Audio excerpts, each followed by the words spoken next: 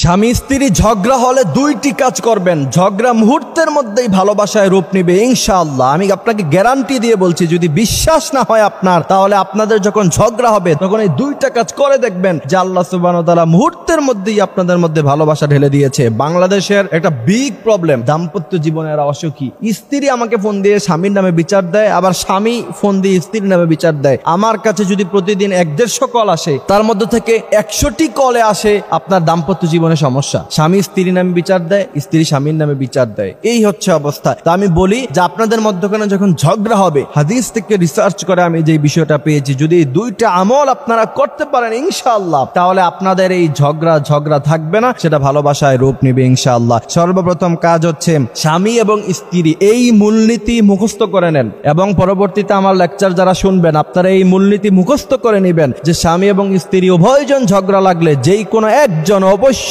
সম্পূর্ণ চুপ থাকতে হবে, আরেকজনকে ছাড় দিতে হবে। এটা কখনো স্বামী করবে, কখনো স্ত্রী করবে। আবার দেখা গেছে যে আপনি স্বামী, এই কারণে সব সময় তার উপরে আপনি রেগে আজেবাজে ব্যবহার করলেন, খারাপ ব্যবহার করলেন, আর আপনার স্ত্রী সব সময় চুপ থাকবে, এরকম নয়। আপনি কখনো চুপ থাকবেন এবং আপনার স্ত্রীকে মনে করতে হবে যে আমিও কখনো কখনো চুপ থাকবো। যদি যে কোনো একজন সম্পূর্ণ চুপ থাকতে পারে, আমি খাতা কলমে লিখে দিতে পারি, আপনাকে গ্যারান্টি দিতে পারি, কখনো আপনার দাম্পত্য জীবন অসুখী হবে না এবং সেখানে ঝগড়া লাগবে না। দ্বিতীয় নাম্বার কাজ হচ্ছে স্বামী স্ত্রী ঝগড়া লাগলে কখনো এই ভুলটা করবেন না, এই মূলনীতি মনে রাখবেন, কারণ এটা পরবর্তীতে যখন আপনারা মিলেও যাবেন তখনও পর্যন্ত এই ভুলটা করার কারণে একজন আরেকজনের প্রতি ঘৃণা সৃষ্টি হবে, একজন আরেকজনের প্রতি সম্পূর্ণ 100% মায়া থাকবে না। সেটা হচ্ছে কি, স্বামী স্ত্রী যখন ঝগড়া হবে তখন একজন অপরজনের নামে অপরজনের কাছে কখনো বদনাম করবেন না, স্ত্রী স্বামীর নামে অন্যজনের কাছে বদনাম করবেন না, স্বামী স্ত্রীর নামে অন্য কারো কাছে কখনো বদনাম করবেন না। যদি এইটা করেন, তাহলে যখন আপনাদের মধ্যে আবার সম্পর্ক ভালো হবে, তখন